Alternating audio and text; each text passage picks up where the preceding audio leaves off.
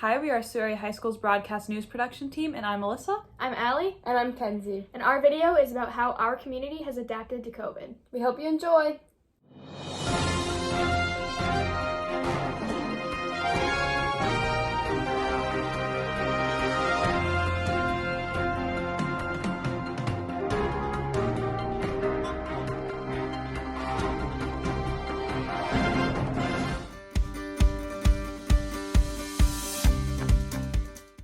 Thank you for choosing Superior News Channel. Today we have two stories that we'll cover. For our first story, we will have Tara Kilgar, owner of small business Fat Boutique, talk about how her business has been affected by the COVID-19 pandemic. And now we'll move to Alyssa DeMolen interviewing live via Zoom. So Tara, how has your business changed since COVID started?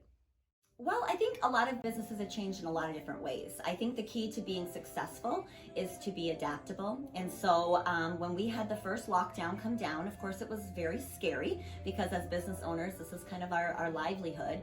And for the first month, we kind of sat back and let things kind of lay low. And then we had to implement a lot of new things so that we could be in business. So one of the things that we did was provide Facebook Live sales. This was one way for us to connect with our customers still and still be able to sell stuff while staying safe. The second thing that we did was we implemented our delivery of our grab and go box service. So basically I had my daughter here with me, and during lockdown, of course, I couldn't have my staff with me. So I had my daughter and her best friend actually moved into our house with us, and the two of them and I set up here at the store, and we had each item individually numbered, and then we basically sold live on air. What was the biggest change you faced during COVID? The thing that has kept us in business for 10 years is that people trust us. They come in because they want that personal connection. And with the lockdowns and with people not wanting to come into stores, I felt really nervous about losing that connection because I needed for people to be able to still feel my energy, so to speak. And so the Facebook Lives allowed us to do that. And so we were able to kind of break through that and still find a way to connect with people.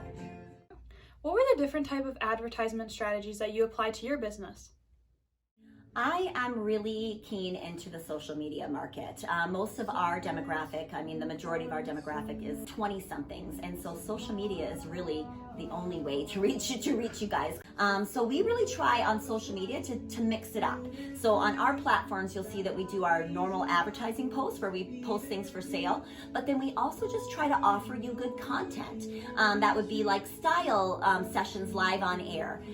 The other day we posted a video on how to make these awesome 3D snowflakes that had nothing to do with selling something in our store, but yet connected people to who we are as a family-run business.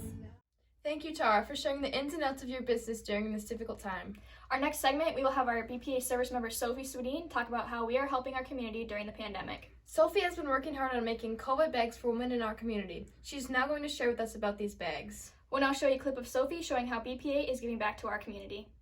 Inside the bags, we're going to put things like disposable masks and hand sanitizers and soaps because we know that right now being clean is more important than ever. And we also know that companies have jacked up the prices for those essential items to make more money, making them unavailable to a lot of people.